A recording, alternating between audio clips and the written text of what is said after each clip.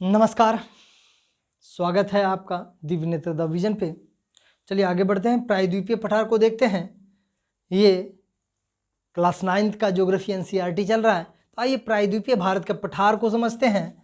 प्रायद्वीपीय पठार एक मेज की आकृति वाला स्थल है।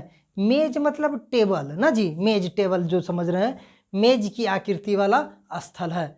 मतलब मेज की आकृति वाला स्थल यूं कहा जाए तो सर ऐसे, ये मतलब टेबल की तरह उठा हुआ क्षेत्र। तो हाँ भाई, मेज की तरह उठा हुआ क्षेत्र वाला स्थाकृति वाला क्षेत्र है। पुराने क्रिस्टलिया आग्नेय तथा रूपांतरित सेलों से बना है। ये पुराने क्रिस्टलिया या फिर आग्नेय या रूपांतरित सेल से बना है प्रायद्वीपीय भारत का पठार, जो टेबल की तरह उठा हुआ क्षेत्र है। समझे, यह गोंडवाना भूमि के टूटने एवं अपवाह के कारण बना था। गोंडवाना भूमि जब टूटा था, जब हम शुरू में ही पढ़ाए थे आपको, तो देखे थे गोंडवाना भूमि टूट के जब उत्तर की ओर प्रभावित हुआ, तो यही क्षेत्र आपका उत्तर की ओर प्रवाहित हुआ था। समझे, यही कारण है कि यह प्राचीनतम भूभाग का एक हिस्सा है।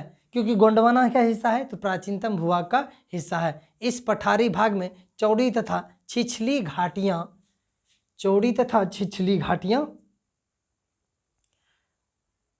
घाटियां एवं गोलाकार पहाड़ियां हैं। चौड़ी तथा छिछली घाटियां एवं गोलाकार पहाड़ियां हैं। इस पठार के दो मुख्य भाग हैं, मध्य उच्च भूमि तथा दक्कन का पठार। इस पठार में भी कुछ ऊंचाई उच्च वाला भूमि है जिसे मध्य उच्च भूमि कहा जाता है, या फिर दक्कन का पठार जो महाराष्ट्र में है स्थित दक्कन का पठार स्थित है। नर्मदा नदी के उत्तर में प्रायद्वीपीय पठार का वह भाग जो कि मालवा के पठार के आधार पर, आपको ये सब बात हम मैप के माध्यम से चलिए बताते हैं। चलिए मैप के माध्यम से बताते हैं, मानचित्र है तो ठीक है, नहीं तो हम आइए प्रायद्वीपीय पठार को समझते हैं किससे भाई, मानचित्र के माध्यम से। चलिए आइए देखते हैं मानचित्र।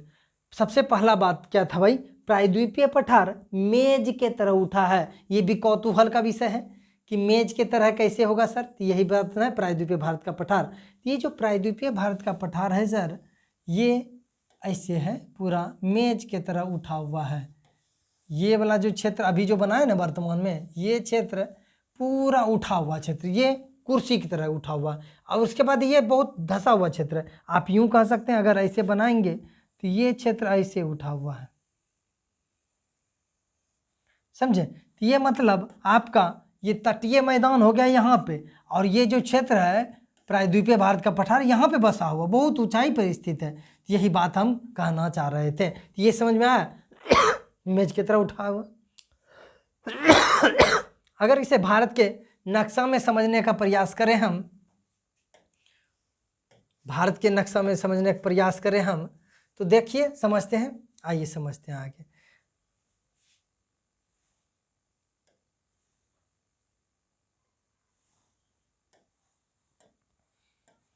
आइए आराम आराम से पढ़ते हैं।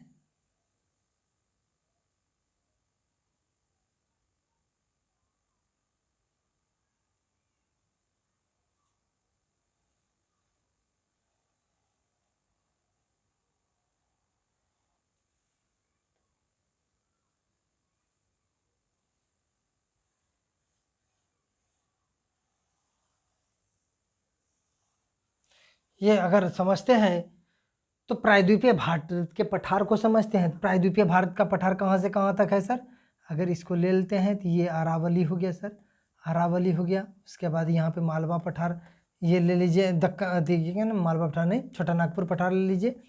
ये क्षेत्र आपका यहाँ से, ये नर्मदा तापी नदी बेसिन, ये नर्मदा नदी बेसिन, यही वास्तविक प्रायद्वीपीय भारत का पठार है।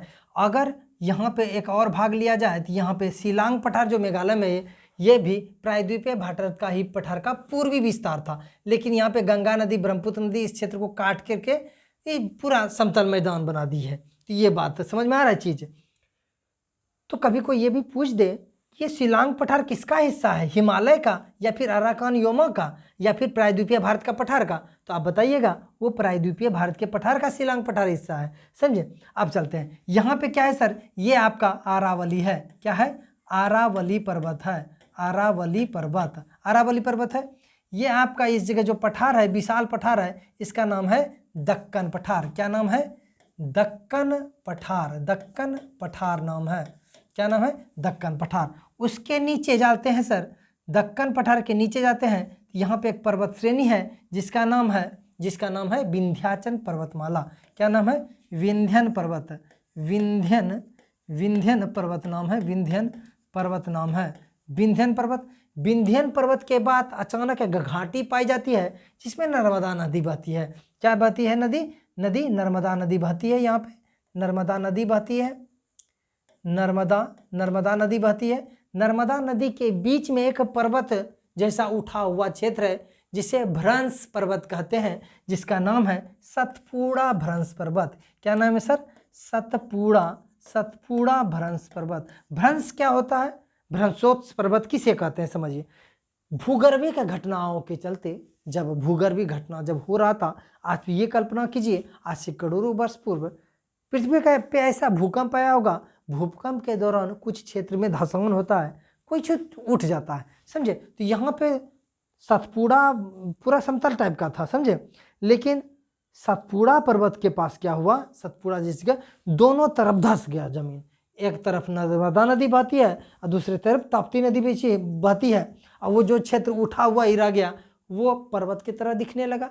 तो वही क्षेत्र आपको सतपुड़ा पर्वत दिखेगा। यहाँ पे यूं कहा जाए तो ये,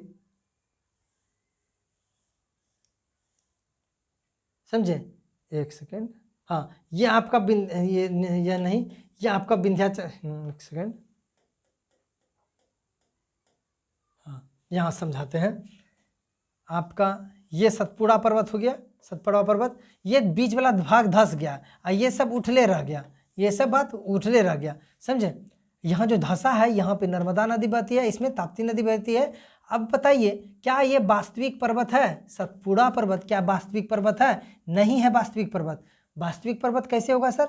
वास्तविक पर्वत मतलब मुख्य भूभाग से देखेंगे तब वास्तविक, ये वास्तविक पर्वत नहीं है। एक्चुअली जब नीचे से देखते हैं, नर्मदा घाटी से जब देखा जाए या फिर ताप्ती नदी घाटी से देखा जाए तो ये पर्वत की तरह दिखाई देता है, इसलिए इसे भ्रंशोत्स पर्वत कहते हैं या भ्रंश पर्वत कहते हैं। तो सतपुड़ा पर्वत एक भ्रंश पर्वत का उदाहरण है। और घाटी हो गया भ्रंश घाटी, तो नर्मदा नदी भ्रंश घाटी में बहती है और ताप्ती नदी भी भ्रंश घाटी में बहती है। ये समझ में आया? तो वही बात है, नर्मदा है, फिर सतपुड़ा पर्वत उसके नीचे है, उसके बाद ये सतपुड़ा पर्वत हो गया, उसके नीचे ये जो क्षेत्र है इसमें तापी नदी बहती है। तापी या ताप्ती नदी बोल दीजिए, ताप्ती नदी बहती है। यहाँ पे क्षेत्र है सर, इसका नाम है दक्कन का पठार। क्या नाम है भाई? दक्कन का पठार। दक्कन का पठार, दक्कन का पठार नाम है, दक्कन का पठार नाम है। दक्कन के पठार के दक्कन, ये कर्नाटक का प्लेट है, कर्नाटक प्लेट, दक्कन पठार, यहाँ इसे लावा पठार भी कहा जाता है। दक्कन पठार को एक और नाम से जानते हैं, लावा पठार। लावा पठार, क्योंकि ये लावा पठार से, लावा चट्टान से निर्मित पठार है, तो लावा पठार भी कहेंगे इसे। महाराष्ट्र में अधिकतम पाया जाता है। ये मध्य प्रदेश का क्षेत्र है। यहाँ पे ये छोटा नागपुर पठार है। क्या है? छोटा नागपुर पठार। छोटा नागपुर पठार।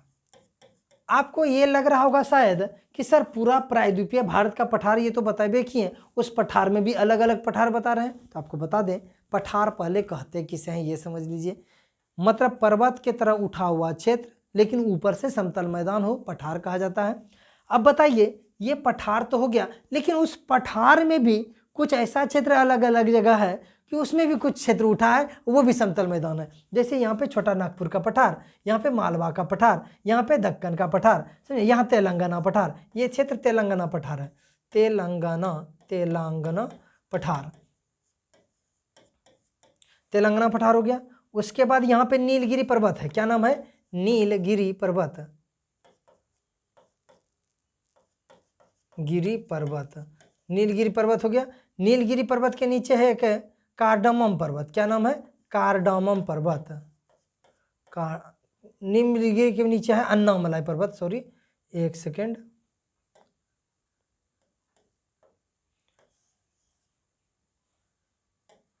क्या नाम है? अन्नामलाई पर्वत। अन्नामलाई पर्वत अन्नामलाई पर्वत हो गया। अन्नामलाई पर्वत के नीचे एक और पर्वत है, नाम है कार्डामम पर्वत। क्या नाम है?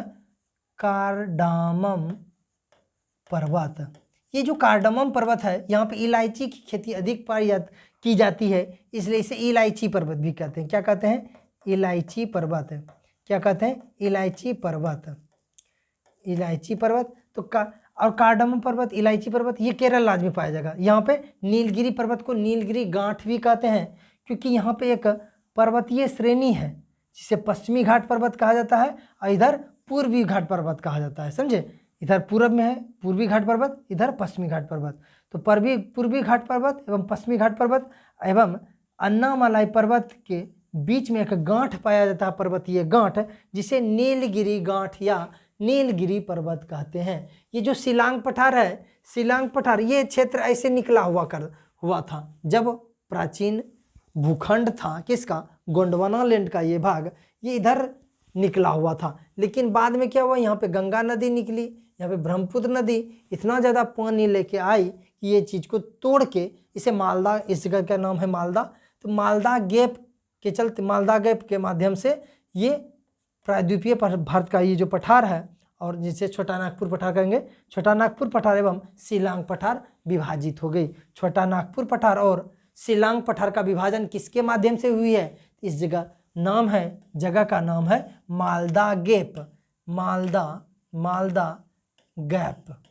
मालदा गैप कैसे बना है? मालदा गैप गंगा नदी एवं ब्रह्मपुत्र के नदी एवं उनकी सहायक नदियों के द्वारा लाई गई पानी से बना है। ये नदी इतना ज़्यादा पानी लाई कि इस चीज़ को तोड़ दिया गया इस जगह, और तोड़ के वही मिट्टी इधर पाट दिया गया, जो बांग्लादेश बना होगा शायद, जब बांग्लादेश बना होगा, समझे? बांग्लादेश और कुछ ये क्या नाम है, सुंदरबन डेल्टा भी बना है, ये सब क्षेत्र यहाँ पे बना है। समझ में आ रहा है चीज? समझ में आ रहा है? ये क्षेत्र यही बताना चाह रहे थे हम यहाँ पे, ये क्षेत्र यहाँ तक निकला हुआ था। कौन सा? प्रायद्वीपीय भारत का पठार, जो शिलांग पठार मेघालय में है। समझे? लेकिन क्या हुआ? गंगा नदी और ब्रह्मपुत्र नदी यहाँ पे मट्टी लाके, पानी लाके इस जगह तोड़ दिया, तो शिलांग पठार अलग हो गया किससे? छोटा नागपुर पठार से। यही तो समझा रहे थे हम। समझ में आया? चलिए, तो अब फटाफट देखते हैं, फटाफट क्या है देखते हैं। पठार का अरावली पर्वत विश्व की सबसे प्राचीन पर्वत है। विंध्याचल पर्वत उसके बाद है। अरावली और विंध्याचल के बीच में मालवा पठार है। मालवा पठार विंध्याचल प्रदेश के बाद नर्मदा नदी बेसिन है। नर्मदा नदी के बाद सतपुड़ा भ्रंश घाटी है। सतपुड़ा के बाद ताप्ती नदी भ्रंश घाटी है। इस जगह पश्चिमी घाट पर्वत है। उसके बाद महाराष्ट्र में दक्कन पठार या मालवा पठार है। दक्कन पठार, मालवा पठार नहीं, दक्कन पठार या लावा पठार है। उसके बाद कर्नाटक पठार है। इस जगह तेलंगाना पठार है। इस जगह नीलगिरी पर्वत या नीलगिरी गांठ जिसे कहते हैं वो है। उसके बाद उसके नीचे अन्नामलाई पर्वत है। उसके नीचे कार्डमम पर्वत, यानी कार्डमम पर्वत पे इलायची की खेती अधिक होती है, तो इलायची पर्वत है। और बता दें आपको, यहाँ पे ये छोटा नागपुर पठार है। छोटा नागपुर पठार कोयला का निक्षेप बहुत अधिक पाया जाएगा। गोदावरी नदी यहाँ बहती है, गोदावरी बेसिन है। दक्कन का पठार ये तो बता ही दिया, मालदा गैप के माध्यम से ये क्षेत्र छोटा नागपुर पठार एवं शिलांग पठार का विभाजन हुआ है मालदा गैप के माध्यम से। ये समझ में आया? चलिए, समझ में आ गया। आगे बढ़ते हैं। यही था प्रायद्वीपीय पठार के अंतर्गत जितना विभाग यहाँ पे लिखा गया है। समझे? जितना विभाग लिखा गया है, त्रिभुजाकार है भूभाग, ये सब आप विस्तार से देख लीजिएगा। हम मोटा मोटी, हाँ, ऊंचाई बता दें। ये जो ऊंचाई है सर, ये जो ऊंचाई है, ऊंचाई 600 से, इसका जो ऊंचाई आपको 600 से 900 मीटर तक के बीच मिलेगा। बताए ना, ये क्षेत्र ऐसे है, टेबल के तरह, मेज के तरह उठा हुआ है। तो ये ऊंचाई औसतन कितना है? 600 से 900 मीटर तक ऊंचा है। इससे अधिक ऊंचा ये क्षेत्र आपको नहीं मिलेगा। यहाँ तो उत्तर भारत का विशाल मैदान है, ये गहरा है। समझ में आया? चलिए आगे बढ़े।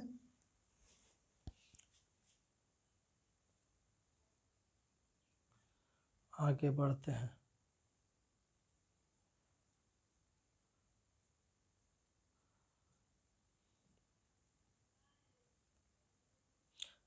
समझे? प्रायद्वीपीय पठार का एक विशेषता यह है कि पाई जाने वाले काली मृदा है। वही काली मृदा, मालवा पठार पे जो काली मृदा पाई जाती है उसे दक्कन ट्रेप या लावा पठार भी कहते हैं। ये सब बात है। भारतीय मरुस्थल को आइए समझते हैं।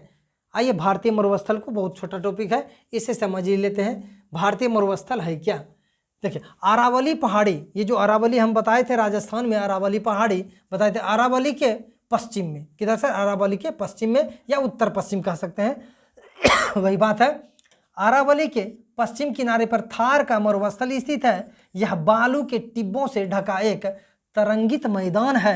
इस क्षेत्र में प्रति वर्ष 150 किलोमीटर से भी कम वर्षा, 150 मिलीमीटर, 150 मिलीमीटर से भी कम वर्षा, यानी 15 सेंटीमीटर से भी कम वर्षा होती है। इस शुष्क जलवायु वाले क्षेत्र में वनस्पति बहुत कम होती है। अब बताइए, आप ही बताइए, जहाँ पे सर वर्षा कम होगी वहाँ वनस्पति उगेगी? नहीं होगी। वहाँ पे क्या उगेगा सर? वहाँ पे आप कटीली झाड़ियों का वन पाया जाएगा, जैसे आपका हो गया बबूल हो गया, उसके बाद नागफनी हो गया, एलोवेरा हो गया, ये सब पाया जाएगा। उसका जड़ बहुत लंबा होगा, पानी की तलाश में जड़ उस वनस्पति का, कटीली झाड़ियों बने वनस्पति का बहुत नीचे चला जाता है, समझे।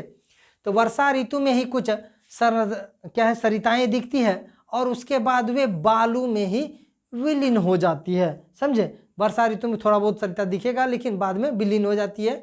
पर्याप्त जल नहीं मिलने से वे समुद्र तक नहीं पहुंच पाती है।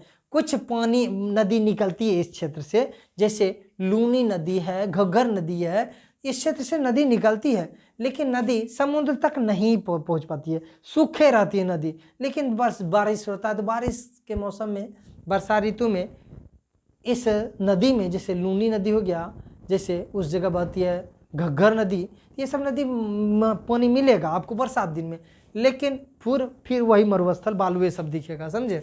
ये सब बात है। केवल लूनी ही इस क्षेत्र की सबसे बड़ी नदी है। तो आपको एक प्रश्न पूछेगा कि मरुस्थल, जो भारत का मरुस्थल थार मरुस्थल है, उस मरुस्थल में सबसे लंबी बहने वाली नदी कौन है? तो लूनी नदी। यानी लूनी नदी को मरुस्थलीय नदी कह सकते हैं। हाँ, लूनी नदी एक्चुअली समुद्र तक नहीं पहुंच पाती है। आमतौर पर भारत में देखेंगे जितनी भी नदी है, वो नदी का पानी डायरेक्ट समुद्र तक जाती है। जैसे आप मान लीजिए चंबल नदी खुदे नहीं जाती है समुद्र तक, लेकिन चंबल नदी यमुना के माध्यम से, फिर गंगा के माध्यम से समुद्र तक तो पहुंचती है। लेकिन आपका लूनी नदी किसी नदी के सहारे समुद्र तक नहीं पहुंच पाती है। ये नदी जब गुजरात में प्रवेश करती है, कहाँ सर? गुजरात में प्रवेश करती है तो कच्छ के दलदल में विलुप्त हो जाती है, क्योंकि पानी वहाँ नहीं है ना, विलीन हो जाती है, समझे। सब जमीनें सोख लेता पानी, समझे। बरखान किसे कहते हैं? बरखान या अर्धचंद्राकार बालू का टीला होता है, समझे। बालू का टिल्ला टिब्बा होता है मशरूम आकार का, इसे बरखान कहा जाता है। विस्तार बहुत अधिक क्षेत्र पर होता है, लेकिन लंबवत टीले भारत पाकिस्तान सीमा के समीप प्रमुखता से पाए जाते हैं।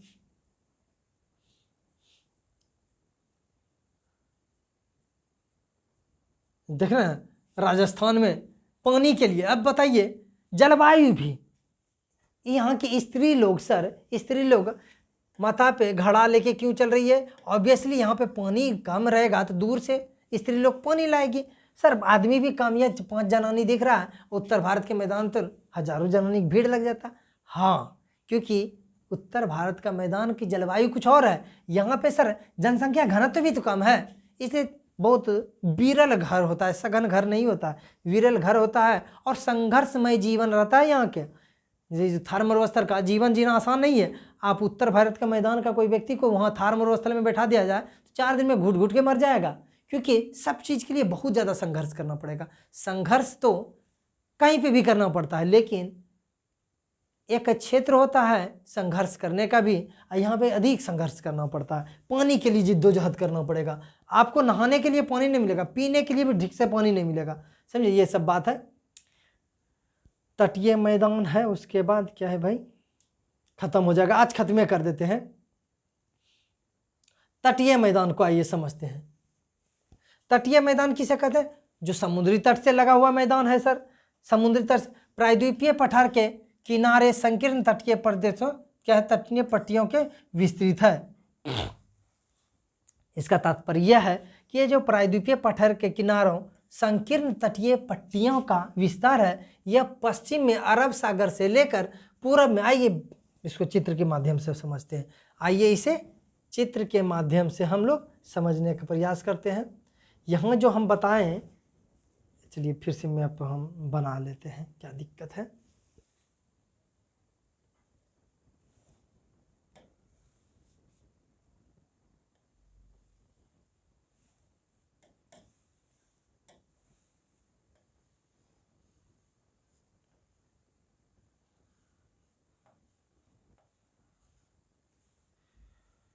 चलिए हमको ये बना के कोई फ़ायदा भी नहीं है, बनाना हमको ये है, ये बना दिए, आपको ज़्यादा समझ में आएगा। आपको क्या बताए थे, पठार जो है हमारा पठार तो यही ना जी, जो टेबल के तरह उठा हुआ क्षेत्र है, ये क्षेत्र है प्रायद्वीपीय भारत का पठार। इसके बाद ये जो क्षेत्र है सर, एक सेकेंड कलर दूसरा ले लेते हैं, ये जो क्षेत्र है, ये जो क्षेत्र दिख रहा है सर, ये क्षेत्र क्या है सर, ये क्षेत्र आपका क्या है, यही क्षेत्र आपका तटीय मैदान है। हुआ कैसे, ये पहले नहीं था, जब गोंडवाना लैंड टूटा होगा या फिर उससे भी पहले ये क्षेत्र तटीय मैदान की तरह नहीं था। क्या था सर, ये सिर्फ ये वाला भाग था। कौन सा भाग था, ये वाला भाग था। हुआ क्या, यहाँ से बहुत सारी नदी निकलती है दोनों तरफ, अरब सागर में भी गिरने वाली नदी और बंगाल की खाड़ी में भी गिरने वाली नदी न। जब नदी चलती है ना तो कुछ नदी निक्षेप लेके चलती है, अपरदित करते हुए नदी मलबा लेके चलेगी, गाद लेके चलेगी, वही गाद धीरे धीरे इस प्रदेश में समुद्र के किनारे पाटने लगी। चाहे आपका महानदी, वैतरणी, बहुत सारी नदी है, गंगा, ये सब नदी मिट्टी जाके इस क्षेत्र में समुद्र के किनारे तटीय क्षेत्र में क्या करेगी, विस्तार करते रही। विस्तार करते करते ये क्षेत्र तटीय मैदान बन गया। और ये क्षेत्र कितना नीचे है सर, प्रायद्वीपीय पठार तो आपका यहाँ पे मिलेगा, टेबल की तरह उठा, लेकिन ये तटीय मैदान आपका, पश्चिमी तटीय मैदान बहुत नीचे मिलेगा। आपको बता दें मुंबई यहाँ है, जबकि पुणे यहाँ ऊंचा पे है, ऊंचाई पे पुणे है, समझे। ये इतना ज़्यादा गहरा है, गड्ढा है, इसलिए आप पुणे से मुंबई जाइएगा तो वहाँ 2 इंजन जोड़ा जाता है और कई दर्रों के माध्यम से, पर्वतीय चोटी के माध्यम से घाट काट के रेलवे लाइन का विस्तार किया गया है इस क्षेत्र में। बहुत धीरे धीरे ट्रेन उतरती है नीचे, समझे। तो ये बात है, सोच रहे हैं ना, मुंबई आपका तटीय मैदान है, मुंबई आपका तट पे बसा है, तट पे बसा है, यही तटीय मैदान है, समझे। तो आपका कहाँ से कहाँ तटीय मैदान होगा, ये पूरे क्षेत्र में होगा सर। तो मतलब खंभात की खाड़ी, ये खंभात की खाड़ी है, खंभात की खाड़ी से लेकर आपका पश्चिम बंगाल तक तटीय मैदान मिलेगा। समझ में आ रहा है चीज़, है ना। मतलब पश्चिम में अरब सागर से लेकर पूर्व में बंगाल की खाड़ी तक विस्तृत है। पश्चिम तटीय पश्चिमी घाट तथा अरब सागर के बीच स्थित संकीर्ण मैदान है। ये क्या है सर, संकीर्ण मैदान है। देख रहे हैं संकीर्ण मैदान है ना जी, कितना संकीर्ण मैदान है, ये संकीर्ण मैदान है। मैदान इसलिए क्योंकि ये पठार नहीं है, पठार तो ये है, मैदान यहाँ पे मैदान बना है क्योंकि नदी द्वारा लाई गई मिट्टी से बना है, करोड़ों साल में ये बना है, नदी द्वारा लाई गई मिट्टी से बना है तटीय मैदान, समझे। ये बात है। इस मैदान को 3 भागों में, इस मैदान के 3 भाग हैं। तट के उत्तरी भाग को कोंकण तट, हाँ चलिए आइए समझते हैं कोंकण तट किसे कहते हैं, आइए समझते हैं। होता क्या है कि सबसे उत्तर में जो स्थित है सर, पश्चिम उत्तर वाला क्षेत्र में, महाराष्ट्र और गोवा के पास, महाराष्ट्र का कुछ ही हिस्सा है लेकिन गोवा का संपूर्ण हिस्सा, इस हिस्सा को कहते हैं कोंकण तट। क्या कहते हैं, कोंकण तट कहते हैं। कोंकण तट के बाद इस जगह राज्य है, नाम है कर्नाटक। यहाँ पे क्या है भाई, कन्नड़ तट है। एक सेकेंड, इसे क्या है, कर्नाटक में, कर्नाटक भी तट से जुड़ा हुआ ना, कर्नाटक के तट को कन्नड़ तट कहते हैं। क्या कहते हैं, कन्नड़ तट कहते हैं। कन्नड़ तट के तट को कन्नड़ तट कहते हैं, जबकि केरल के तट को क्या कहते हैं सर, मालाबार तट कहते हैं। क्या कहते हैं, मालाबार तट। तो कोंकण तट गोवा हो जाएगा, गोवा। कर्नाटक में आपका कन्नड़ तट हो गया। उसके बाद मालाबार कहाँ पे हो गया सर, केरल में, केरल में मालाबार हो गया। केरल के तट को मालाबार तट कहते हैं, जबकि यहाँ पे तमिलनाडु है, तमिलनाडु के तट को कहते हैं कोरोमंडल तट। क्या कहते हैं, कोरोमंडल तट। कोरोमंडल तट कहाँ पे सर, तमिलनाडु में। तमिलनाडु मान लीजिए TN दे दीजिए, तमिलनाडु। तमिलनाडु के तट को, तमिलनाडु थोड़ा सा आंध्र प्रदेश का भी हिस्सा है। लेकिन उसके बाद चलते हैं उड़ीसा। उड़ीसा के तट को कहते हैं उत्तरी सरकार तट या उत्कल तट। उत्कल तट, उत्कल तट, उत्कल तट या उत्तरी सरकार तट। क्या कहते हैं, उत्तरी सरकार तट। तो उड़ीसा के तट को उत्तरी सरकारी तट या उत्कल तट कहा जाता है, जबकि आपका पश्चिम बंगाल के तट का कोई वास्तविक नाम नहीं है सॉरी, लेकिन इसे दीघा तट कहा जाता है। क्या कहते हैं, दीघा तट कह सकते हैं, दीघा तट, समझे, लेकिन वास्तविक नाम कोई है नहीं। आपको समझ में आया? खंबात की खाड़ी से लेके पश्चिम बंगाल तट में पश्चिम बंगाल तक कई भागों में तटों का विभाजन किया गया है। अलग अलग राज्य में अलग अलग तटों का नाम है। क्या बोल रहे हैं? तटीय राज्य जो भी है, तटीय राज्य, अलग अलग राज्यों में तटों का नाम अलग अलग है। जैसे आपका महाराष्ट्र गोवा के पास कोंकण तट है, गोवा में ऑब्वियसली। कन्नड़ तट आपका कर्नाटक में मिलेगा। मालाबार तट आपका केरल के तट को मालाबार तट कहेंगे, जबकि तमिलनाडु के तट को कोरोमंडल तट कहेंगे। और उत्तरी सरकार तट या उत्कल तट उड़ीसा के तट को कहेंगे। और दीघा तट का वास्तविक नाम ऐसे नहीं है, लेकिन पश्चिम बंगाल के तट को दीघा तट कह सकते हैं। तो ये था तट, समझे। तटीय मैदान भी आपको समझ में आया, वही सब बात बताया गया है यहाँ पे।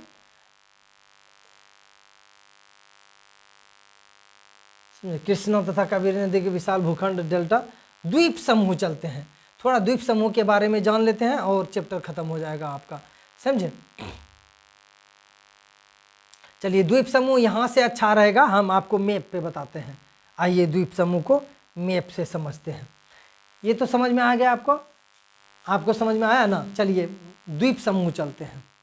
द्वीप समूह क्या है मास्टर? द्वीप समूह कहाँ पे मिलेगा? द्वीप समूह तो समुद्र में कुछ क्षेत्र उठा हुआ रहता है, जिस पे नगर या फिर जंगल बसा हुआ है। या तो जंगल हो सकता है या फिर कोई नगर हो सकता है। जैसे अंडमान निकोबार द्वीप समूह पे कुछ लोग, द्वीप पे आदमी रह रहा है, वहाँ पे एक शहर भी है, हवाई अड्डा भी होगा, तो उसे नगर भी कहेंगे। मतलब जनसंख्या भी रह सकता है या फिर वनस्पति रहेगा, ये नहीं हो सकता है। लेकिन वो क्षेत्र कहाँ पे होना चाहिए सर? समुद्र में होना चाहिए। समुद्र में सर कुछ द्वीप है। द्वीप का निर्माण भारत में मुख्यतः दो द्वीप समूह है। द्वीप नहीं, दो द्वीप समूह है। जैसे आपका अंडमान निकोबार द्वीप समूह, क्या है सर? अंडमान निकोबार द्वीप समूह। उसके बाद यहाँ पे क्या है? यहाँ पे आपका लक्षद्वीप है। देखिए, हम बताए थे आपको कि हिमालय पर्वत है। क्या है सर? एक सेकेंड,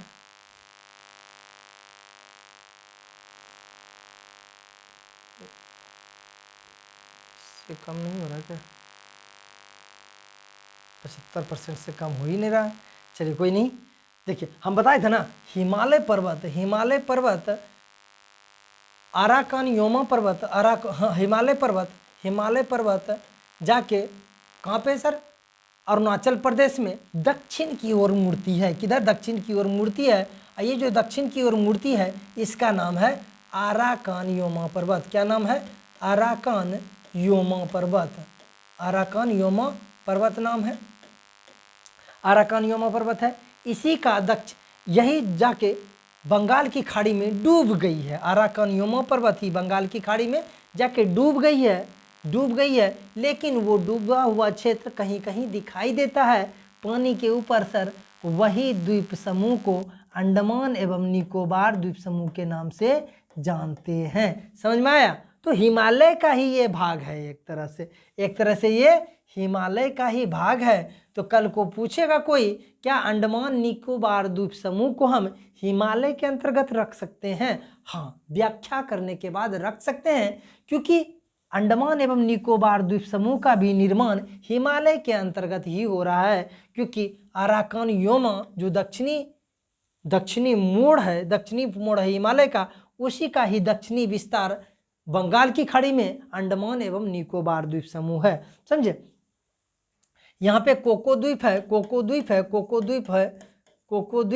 ये किसका हिस्सा है? म्यांमार का हिस्सा है। सबसे पहला द्वीप मिलता है कोको द्वीप, लेकिन वो म्यांमार का हिस्सा है।